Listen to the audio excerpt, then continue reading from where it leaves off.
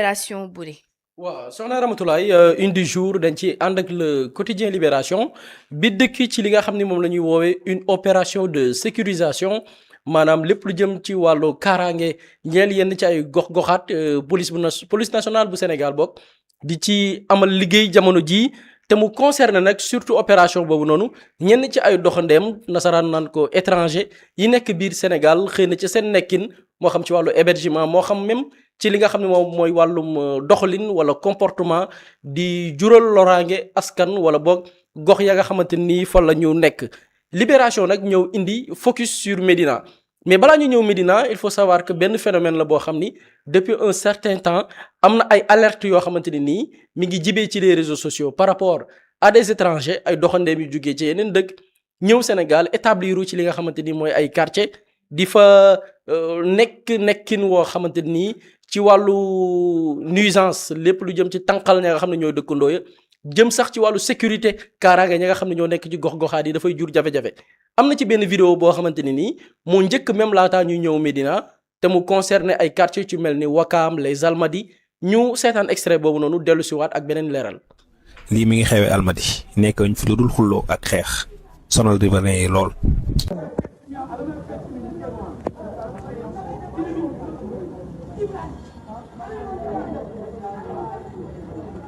ki muy xulool kan la.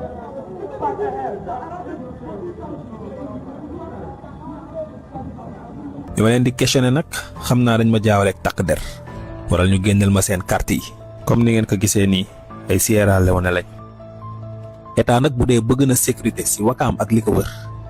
lii na fi jóge si ni mu gën a gaawee bëri nañ fi lool nag. naka mu kan mooy responsable bi fii.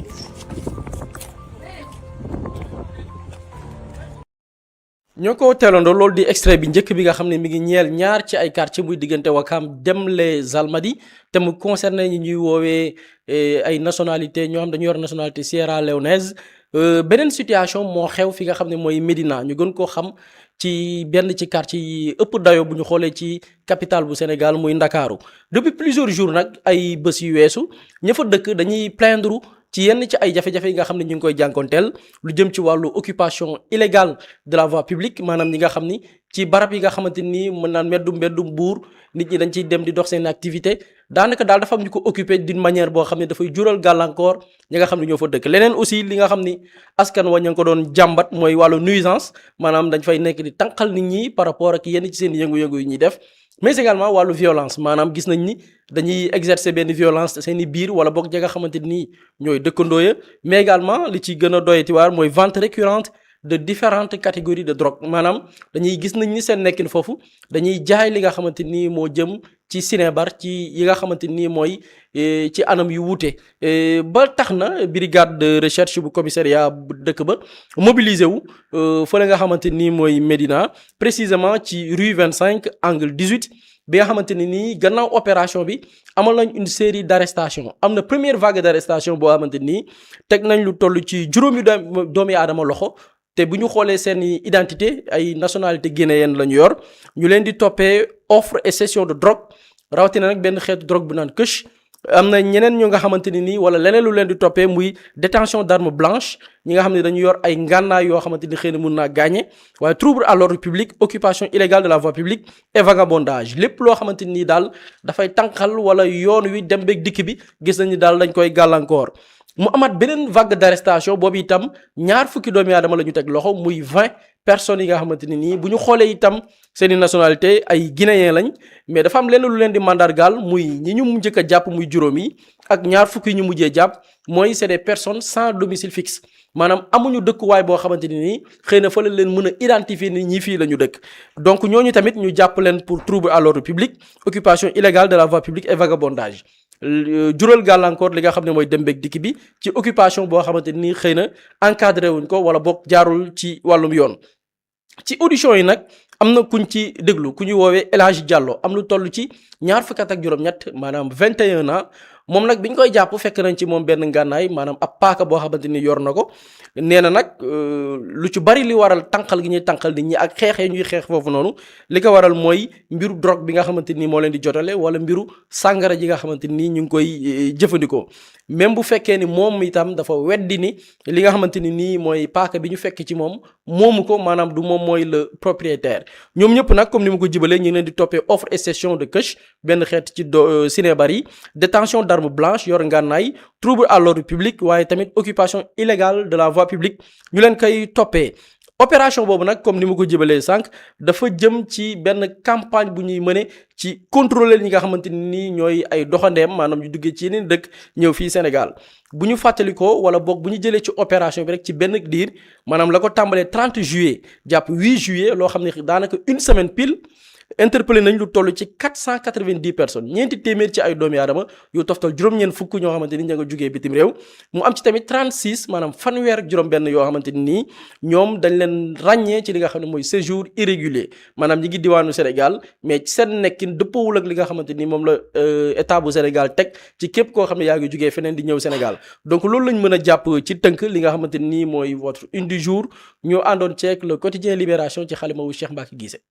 jërëjëf Boury am na solo Pape Samba boo dégloo lu Boury wax par rapport ak étranger yi ñëw Sénégal ñu ci bëri sax ñu fekk leen ci naka su du noonu maanaam ñuy def ay njaayam ci wàllum cinébar lu ci mel ni couche. effectivement et je pense que question étranger yi sax jamono ji xëy na mu ngi commencé gën a def actualité à travers yenn vidéo yi nga xamante ne mu ngi nekk di circuler sur les réseaux sociaux et je pense que c'est une question boo xam ne dañ ko war a aborder avec beaucoup de responsabilité et de discernement. Parce que li tax ma ne beaucoup de responsabilité et de discernement mooy am na ñu bëri ñoo xamante ne xëy na ñu ngi ciy waxee mais wax jooju mën na indi benn stigmatisation ci benn communauté te loolu c'est à éviter et c'est extrêmement dangereux parce que y a une ligne fine entre défendre li nga xamante ne moom mooy immigration bi nga xamante ne régulièreul ak nekk dans un caractère xénophobe. Ça c'est très très important li may wax nii parce que dama gis ci réseaux sociaux yeeg yooyu dina am yenn saa yenn commentaires yoo xamante ne c'est pour stigmatiser benn couche de la population wala ay nit yoo xamante ne ñu ngi foofu te loolu mën na indi benn discours xénophobe boo xam ne c'est à éviter dans un pays boo xoolee fële ca France am na parti politique yoo xamante ne tout leur discours politique c'est dans la détestation de l'étranger ñoom seen discours yépp ci loolu lañ ko def maintenant nag li tax ma ne il faut beaucoup de discernement mooy tey jii waruñ egg fenn fi ci discours bi mais en revanche tey jii am na benn position boo xamante ne suñu état war na ko mën a def par rapport ak ni nga xamante ne étranger yi noonu la ñuy duggee ci suñu biir réew parce que loolu aussi c'est super important xam nga ñun on se dit panafricaniste on se dit ni c'est un état ouvert boo xamante ne bokk na ci CEDEAO et la CEDEAO garantit la libre circulation des biens et des personnes ak des services mais loolu ça ne veut pas dire que tamit dañuy def benn affaissement ci frontières juridiques yi parce que tey jii étranger képp ku mu munti nekk ci dëkk bu normal laa wax de bu ñuy dugg ci biir réew bi dinañ xool fan nga jóge lan nga wut si lan nga fay def si yan condition nga fay toogee parce que man dama koy xool par rapport aux pays européens tey jii mënoo dugg seen réew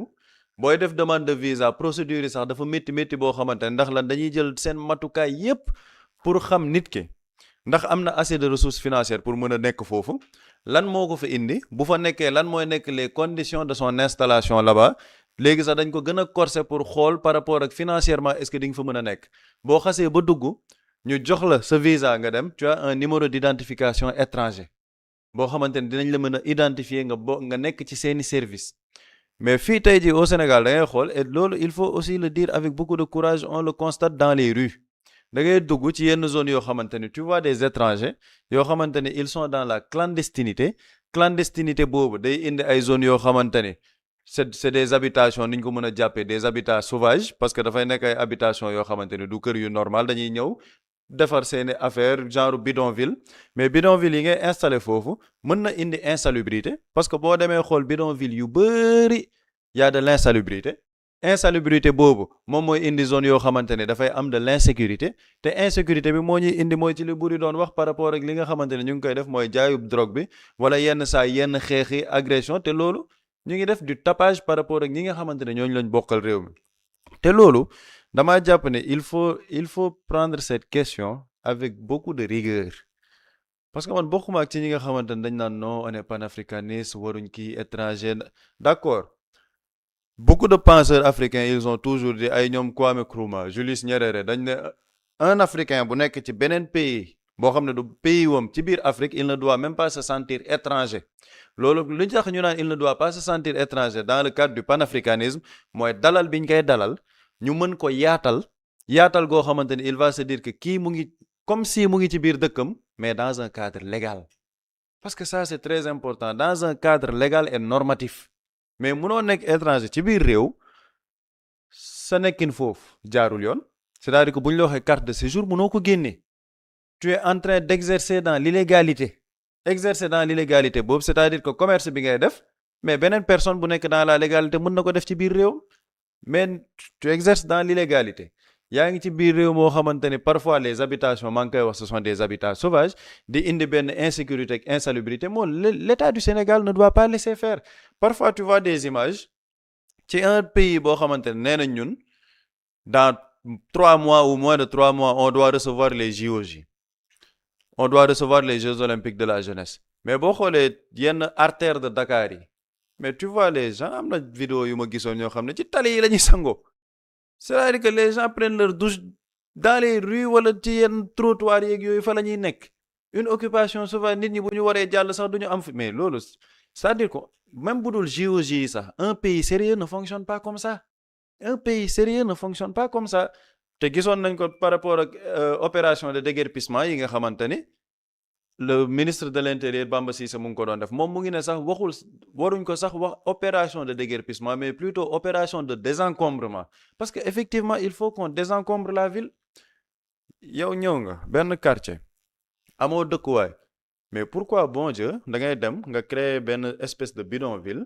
ay kër yoo xamante ni da ngeen koy taf yëngal daaj fii def lii indi fa insécurité insalubrité te li ci gën a doy waar ñoom it parfois dañuy am ay commerce yoo xamante ne li ci ëpp et ça li ma koy wax ni ce n'est pas stigmatisé mais lu ñuy dund di ko gis la commerce yu ñuy yore c'est par rapport à l'alimentation boobu est-ce que hygiène bi mu ngi ci hygiène bi nekku ci si l'hygiène n'y est pas on met en danger qui mais on met en danger la population am na ñu ma gis ñu ngi koy wax par rapport ak sachet ndox yeeg yooyu mais il faut dire la vérité telle qu'elle est yenn yi nga xamante ni gis na am na ay sénégalais effectivement mais il y a aussi des étrangers mais qu'est-ce que l'État fait par rapport à ça est-ce qu'on doit rester dans des discours pour wax ni non ñun nous sommes des panafricanistes on doit recevoir les étrangers effectivement ñun sénégalais bu normal mënul bañ étranger bu ñëw ci réewam parce que fépp foo dem ci àdduna yaa ngi fay gis ay sénégalais ñoo xam ne dañuy daan seen doole mais est-ce que réew yi ñu nekk par exemple bu ñu nekkee foofu dans l'illégalité est-ce qu'ils vont exercer normalement déedéet bu ñuy génn ci mbedd yi sax dañuy sóoraale parce que xam nañ ne bu ñu leen jàppee ils sont en situation irrégulière mën nañ leen delloo seen réew parce que loolu moom mooy le cadre légal ñun donc mënuñoo bañ étranger ndax ñu ngi fépp ci àddina mais lenn tamit mënuñ ko nangu mooy nekk dans un pays boo xamante ne ay nit dañuy ñëw dans un cadre illégal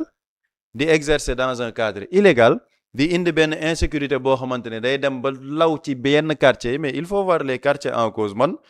am na ñu ma xam ñoo xamante ne ñu ngi dëkk ci quartier yooyu si on prend l'exemple de la Médina mais il faut voir ce qui se passe à la Médina. doit ñun se taire ou faire les aveugles par rapport à ce phénomène là te danger bi ci nekk mooy li tax ma naan il faut que l'État prenne de la responsabilité ci loolu gis nga boo ko lijjantiwul moom mooy may brèche discours xénophobie c'est-à-dire que loolu day indi le sentiment de détestation de l'étranger te loolu lu ñu war a éviter la am na ay hommes politiques yoo xamante ne seen politique ci loolu la te yàlla xam na ni mën nañ ci nax une partie de la population am dañ naan waa kii li muy wax nii dëgg la sax parce que tamit étranger yi liy wëg yooyu ils ne sont pas en train de défendre la légalité mais dañoo nekk di persécuter benn partie wu population et ça c'est un discours très très dangereux dans un pays parce que moo ñuy yóbbu progressivement dans la xénophobie il faut faire la part des choses nit ñi mën nañu bañ a wax loo xamante ni daf ñuy dugal ci xénophobie mais il faut avoir le courage de dire que lii nekk di xew ci réew mi du yoon par rapport à ce phénomène du yoon benn yoon et l'État du Sénégal moo ci war a jël toutes ses responsabilités mais am na dëkk yoo xamante ne boo fa demee je sais plus si c'est le Niger wala feneen mais yenn étranger dañ leen a rapatrier tout simplement et ça ce n'est mu amoon c'est-à-dire que mu am kenn mënu la ko tere parce que ce que tu fais c'est légal est-ce qu'ils sont ici dans un cadre légal? Non. Est-ce que mën nañ régulariser seen séjour? Non. Mais loolu l'État prend ses responsabilités delloo leen ci dëkk bi ñu jógee parce qu'en Europe c'est ce qu'ils font. Si tu n'es pas dans un cadre légal mënoo régulariser ce titre de séjour dañ lay jox en France dañuy li ñuy wax OQTF, obligation de quitter le territoire français. ñi ko am dañuy làqatu mais bu leen état français teewee nii ñu xam ne dañoo am OQTF dañ leen di rapatrier tout simplement ci seen réew mais c'est parce que ils ne sont pas là-bas dans un cadre légal ñun jàpp naa ne ci cadre boobu la ñu war a waxtaanee mbir yi maanaam waxtaan bi warul nekk ci bon communauté mais fi ñu war a yóbbu le débat mooy la légalité de la chose est-ce qu'ils sont dans un cadre légal dans ce pays? Non. nekkuñ dans un cadre légal mënuñ régulariser il faut penser à leur rapatriement bis bu ñu waree mën a ñu ñëw dans un cadre légal am seeni këyit justifier li nga xamante ne loolu la ñu fiy def et ils pourront vivre tranquillement dans ce pays parce que des étrangers ont vécu au Sénégal tranquillement am absolument mais absolument te da ngay gis yenn pays yoo xamante ne sax étrangers yi bu ñu bëggee daw seen réew dañuy ñëw automatiquement au Sénégal dugg si parce qu'ils se disent que bon bu ñu ñëwee dugg si fii mën na yomb ci ñoom daal il peut y avoir certaines facilités par rapport ak dëkk bi parce qu'il n'y a pas de suivi mooy li ngay wax effectivement et ça c'est la responsabilité de l'État am na yenn yoo xamante ne État moom moo ko war a jël en charge de manière rigoureuse quand on parle tey jii de rapatriement yi ngay wax ni s'il n'y a pas de suivi malheureusement les mêmes phénomènes moom mooy continuer les mêmes causes ñooy produire les mêmes effets gars yi ñooy ñëwaat occupation anarchique insalubrité insécurité nekk en de mauvais termes ci biir koñ yooyu noonu parce que c'est yàlla xam na ni c'est une bombe sociale boo xamante ni bu ci état jugul mën na jur coow yoo xamante ni après toute la responsabilité état lay incombe parce que c'est une bombe sociale te li tax ma ne il faut que ñu jël ko avec beaucoup de responsabilité le sentiment de détestation de l'étranger waruñ ko jut c'est que waruñ bàyyi ay nit di ko judduloo ci xelu nit ñi parce que effectivement tey jii bu ñu toogee mu nekk ci koñam mu gis ne kii étranger la nekku fi dans un cadre normal dans un cadre légal mu ngi def commerce am donc la personne bi toog foofu mu xam ne sénégalais de souche la mu toog gis beneen étranger ñëw di exercer dans un cadre boo xamante ne ce n'est pas un cadre légal ñoom ñu ngi def ay mbirum insécurité ñu ngi indi insalubrité automatiquement da ngay am un sentiment de frustration te mën na la yóbbu ci un sentiment de détestation surtout qu'il y a des hommes politiques qui jouent sur cette fibre ça c'est super important nit ñi di ci bàyyi xel parce que fibre boobu la ñuy utiliser loolu nag lenn moo ko mën a fànk mooy état du Sénégal moo war a jël toutes ses responsabilités par rapport à cette question man li ma gëm un pays boo koy redresser tu le redresses dans la radicalité surtout un pays comme le Sénégal les gens qui ne sont pas ici dans un cadre légal mais ils sont amenés à régulariser leur séjour ils peuvent pas régulariser leur séjour ils rentrent chez eux c'est-à-dire que loolu c'est de la responsabilité loolu nga def ko tekkiwul ni da ngaa bañ étranger bu dugg sa réew mais parce qu'un état quand même c'est un état de droit avec des règles yoo xamante ne citoyens yi ci noonu la ñuy dundee mais bu fekkee ne nag dañoo bëgg nekk trop dans ce discours panafricaniste non ñun pays de la teranga daa am fu mu yem teranga dafa am fu mu yem il faut rester légaliste te lenn la loo xamante ne au-delà du droit mën na jur benn phénomène de société boo xamante ne mën na egg ji foo xamante ne nit ñi duñ ko sóoraale na gars yi xool li xew Afrique du Sud lan moo fa xew dañoo dem ba am un sentiment de détestation de l'étranger jàpp ni tous les maux de leur société ce sont les étrangers ba tey jii li xew Afrique du Sud di fa xew dañuy fekk ay étrangers yu am seeni commerce ñu leen di dàq ji di yàq seeni commerce di leen tabasser loolu lan moo ko indi parce que l'état sud-africain n'a pas pris ses responsabilités il y a eu un sentiment de détestation de l'étranger ba ñu mujj dugg nag dans la xénophobie claire te loolu lu ñu war a moytu la mooy discours xénophobe yi may wax loolu nag état moo war a nekk ci diggante bi jël ay responsabilités mais malheureusement si on voit que l'état est en train de regarder xëy na ñoom commencé nañ sax def ay opérations pour désencombrement beeg yooyu mais l'état doit être radical sur cette question mais li may wax toujours rek si l'état n'est pas concentré sur les urgences des Sénégalais et plus concentré sur des urgences politiques malheureusement les véritables maux de la société sénégalais duñ ci gis seen état c'est extrêmement dommage buri buñ desee ba tey ci wàllum ñi jóge yeneen dëkk ñëw ci biir réew mi ñaari question rek première mooy pourquoi attendre les alertes d'abord pour mun a jël ay yenn précautions yi comme pour la Médina il a fallu que ñenn citoyens yi jël ay vidéo su ko defee policier yi soog a jug dem éradiquer li di mel et aussi est-ce qu'il y a une raison que parce que espace CEDEAO lañ nekk y a la libre circulation des personnes et des biens ba war a tax ba sécurité ñi nga xamante ne mooy sa doomi réew tamit mu xaw a légère tuuti ci ni nga ko war a téye parce que moi je me dis que c'est pas une raison am na lu mu quoi qu'on puisse dire lu gën a am solo mooy nga veiller à la sécurité de tes citoyens je pense que loolu ma war a jiitu ci lépp. Effectivement, pour répondre à ta première question, effectivement, ce sont les services de l'État ñi nga xam ne bànqaasu état yi nga xam ne ñoom la ñu dénk suñu kaaraange biir réew mun na nekk des services de renseignement mun na nekk ñëpp luy régler les services du ministère des affaires étrangères ci seen lëkkaloo entre ministère de l'intérieur ministère des affaires étrangères ci seen lëkkaloo la ñu mën a defee liggéey bi man li ma gëm mooy civil du régler civil certaines vidéos yi ñu seetaan sax ay civil ñoo ko jël ay civil ñoo ko jël ay civil ñoo jóg dem di xool nekkinu ñi nga xam ne ñooy les étrangers te li Pape Samba wax c'est très important loolu c'est un danger c'est-à-dire que civil du régler civil mais danger bi aussi est-ce que benn instant faute la par rapport ak civil yooyu dem di régler loolu mais faute les services compétents la parce que ñun bu ñu demee ba ñun les Sénégalais à travers nos cotisations ñooy mujj dem di substituer wu ci place des services yi nga xam ne tey ñoo waroon caytu lépp luy dugg ci réew mi y a problème loolu c'est un grand problème boo xam ne ñi ngi koy jànkoonteel et loolu da ngay gis ni daf ñuy interpeller par rapport ak notre sécurité intérieure dafa am loo xam ne benn réew mënu ko bañ waxuma la dara mais l'humanité l'homme avec grand H dafa ànd ak voyage tukki wër moo tax ñu am les différents continents am ay xeet yu wuute c'est à cause du voyage à travers yonent yi à travers des générations voyage c'est nit la doomi aadama la surtout que Sénégal man dafa am kenn ku may expliquer ne man dama dem man Népal dama yaakaaru am na dëkk yoo xam ne moom certes Sénégalais yi vraiment c'est les Sénégalais dañuy voyager dëkk buy voyager lañ mu ne mais y a des pays yoo xam ni man j'espérais pas dem fu di def fa parce que moom ci ay organisation internationale lay liggéey mu ne ma dem ba Népal gis sama mbokk sénégalais ma ne mais sénégalais sob na donc sénégalais yaa ngi fépp c'est-à-dire que foo dul xalaat sénégalais nga fa donc c'est un pays boo xam ne mënul refuser li nga xam ne mooy immigration maintenant dama ko fa doon jël exemple dafa am benn auteur bu ko wax ne l'immigration c'est la vie ou bien c'est l'avenir boobu c'est pas la vie mais l'immigration c'est l'avenir ça rapporte plus que ça coûte yeneen dëkk yi xam nga la ñu rawee dañu am benn problème précis à travers ce problème là ñu créer ce problème là def ko richesse immigration kenn mënu ci dara mais fexeel ba immigration boobu jural la richesse man séjourné naa au Cap-Vert ma interviewé fa des sénégalais yi bu ñu la waxee bu ñuy dugg li ñuy fay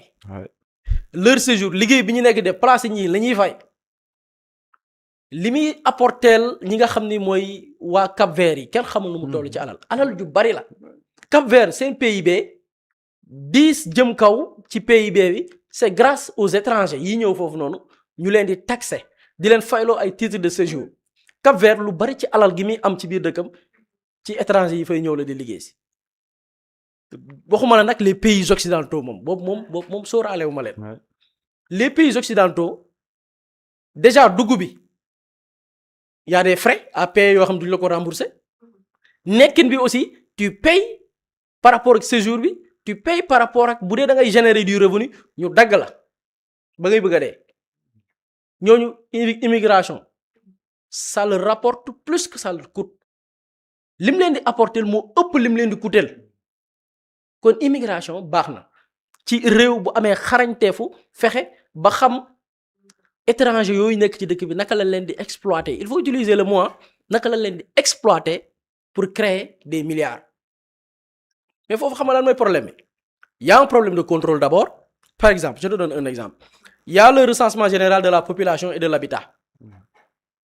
man chiffre yi ma ci mujjee lire biñ ne ñaata étranger waxuma benn nationalité yam ci de mais ñaata étranger ñoo nekk Sénégal xam nga lan la recensement bi wax 207 000 et quelques ouais recensement bi ay données officielles 207 000 et quelques étrangers ma j'en suis sûr et certain que bu ma laajoon question ci chat bi ñi seetaan émission bi ne leen chiffre boobu certes mooy chiffre officiel bi mais est-ce que xel nangu na ko non xel nangu ko man personnellement sama xel nanguwul ni Sénégal 207 000 et quelques étrangers ñoo fi nekk man gëm naa ne les étrangers sont des millions mais 207 000 yi en tant que rigueur journalistique moom ngay retenir parce que mooy le chiffre officiel bi nga xam ne l'autorité compétente moom la ñu joxe moom laa jàpp su ma doon liggéey man chiffre boobu laa jël parce que mooy le chiffre officiel mais boo nekkee ci dëkk bi di xool da yow wóor na ni les étrangers ëpp nañ 207 000 quand même donc loolu lan lay poser comme problème mooy le problème de recensement c'est-à-dire que état amul les mécanismes par exemple des pays très développés pour faire un recensement ce n'est pas difficile xam nga lan parce que boo duggee automatiquement tu es enregistré boo génnee tamit nekkatoo ci base de données bi maanaam ñi nga xamante ni actuellement ñi ngi résider ci dëkk bi parce que booy génn nañ la enregistré booy génn nañ booy dugg nañ la enregistré booy génn dañ lay enregistré de ce fait à l'instant T xam na ñaata ñooy résider ñaata ñooy fi dugg ak ñaata la ñu mën a jàpp ci ay étrangers yi fi nekk di fi dund. donc loolu lan lay poser dafay poser problème par rapport ak l'efficacité par rapport ak ce travail rigoureux par rapport ak ñaata étrangers ñoo fiy dugg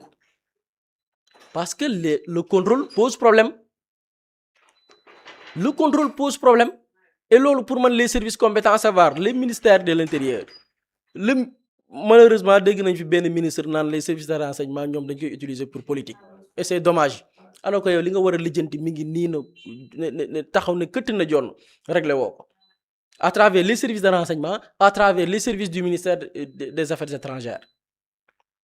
bu loolu weesoo ma répondre ci sa question par rapport ak CEDEAO mais le fait que Sénégal bokk ci CEDEAO taxul nga duggee fi nu mu la neexee établir nu mu la neexee non les pays yi bokk espace CEDEAO naam duñu leen laaj visa mën nañ dugg Sénégal sur présentation d'un passeport et de leur pièce d'identité par rapport ak leur pays d'origine mais loolu c'est pour bu fekkee da nga fiy résider de manière provisoire et boo fi duggee ñetti weer lañ la may yoo xamante ni soxlawoo visa c'est 3 mois bu dee da nga bëgg nag établir fii y a des procédures da nga am titre de séjour am lépp loolu aussi c'est pas parce que on est lié bokk nañ CEDEAO ku mu neex nga dugg nu ma non non non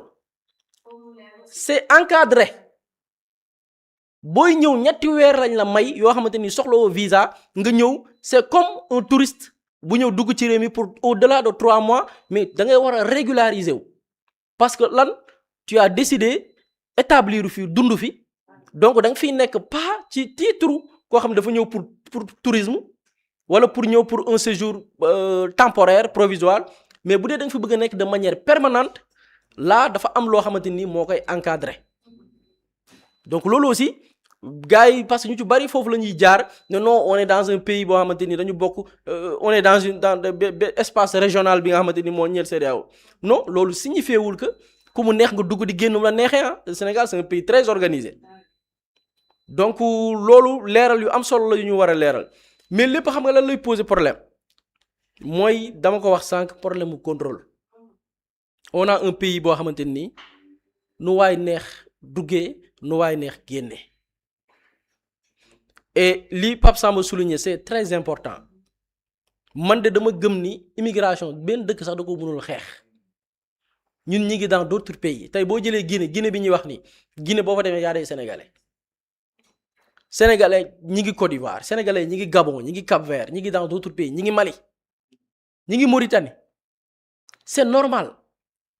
mais parfois léegi jëlal sénégalais ñoom dëkk yooyu ñu nekk Gabon bii rek Gabon rek bu la sénégalais expliquer comment ce pays est organisé par rapport ak étrangers yi fay dugg fay Gabon aussi je parlais du Cap-Vert mais Gabon li ñuy lekk ci étrangers yi kenn daa xam ne mu toll c'est-à-dire que du lu ñuy régler ci xët-xët parce que boo koy régler ci xët-xët moom la Pape Samba wax mooy jur ay nit jug naan dañuy régler seen bopp ay mbir ak yooyu noonu man dama gëm ni le problème du Sénégal lu ci bari dama gëm ni du les étrangers man dama bokk li ëpp ci problème sénégalais yi du ay étrangers ñoo ko fi créé dama gëm ni li ëpp li problème mu Sénégal yi mooy ay politiciens ni ñun di ay sénégalais ñu juddandoo ci même gox yi juddandoo ci même village yi juddandoo ci même région yi juddoo ci même tundu yi li ëpp ci problème mu Sénégal yi ñooñu la parce que ñoom ñooy sàcc ay milliards ñoom ñooy détourné ñoom la ñuy jox kees ñu këpp kees ay sénégalais la li ñu fi détourné Sénégal ci les 10 dernières années développé na Sénégal c'est des milliards et des milliards. étranger bi bu ñëwee Sénégal tey par exemple maa ngi wax boo fi ñëwee au-delà de 3 mois da nga war a régulariser wu ki bëggul régulariser wu nan lay def dafay jaar comme sénégalais bi bu demee beneen dëkk pexe yi muy teg pour am fa séjour toog fa étranger bi ñëw Sénégal tamit pexe yooyu lay teg moom tamit même bu dee dafay am këyit de manière frauduleuse mu jëm koo def xam nga ñaata yoon lañ ko fi traité mais loolu étranger bi def kan moo ko ci jàppale sénégalais bi la. sénégalais bi la ñu jël ñun di ko fay teg ko ci benn mairie ne ko liggéeyul ñu muy liggéey au niveau du service de l'état civil sénégalais bi jël ab mbokki sénégalais am jaay carte d'identité astafurlah extrait de naissance am kayitu juddam sénégalais moo koy def par rapport aux étrangers man dama gëm ni étranger yi ëpp am na ay étranger yoo xamante nii bokk nañ ci lu suuxal Sénégal xam nga yenn étranger la étranger bi ñëw établir au Sénégal créer une entreprise ou bien une multinationale qui gagne des milliards au Sénégal entreprise étrangère boobu noonu war a fay état bu Sénégal des centaines de milliards benn sénégalais bi nekk ministère des finances ou bien dans un service de la direction des impôts étranger bi lëkkaloog sénégalais bi ministre bi effacer ko ses dettes mooy entreprise yi nga dégg dañ leen effacer ses dettes leurs dettes c'est des milliards xoolal waxuma des centaines de milliards des dizaines de milliards ah des milliers de milliards sénégalais bi moo jël benn multinationale ab doxandeem bu jógee dëkk beneen dëkk ñëw gagné ay milliards fii Sénégal sénégalais bi tëju ci bureau baal ko des milliers de milliards sénégalais bi moom mooy dem contrôler une entreprise boo xam ne dafay def li nga xam ne mooy fraude fiscale sénégalais bi dem contrôler ko gis ni kii il a fait du de la fraude fiscale au lieu que ñu redresser ko mu fay plus ba pare teg ci ay amende parce que dafa laaj ay amende sénégalais bi ne oui il est en règle parce que entreprise bi ger na ko des milliards ci suuf gisanteeg moom ci loolu kan la sénégalais bee ko def et les étrangers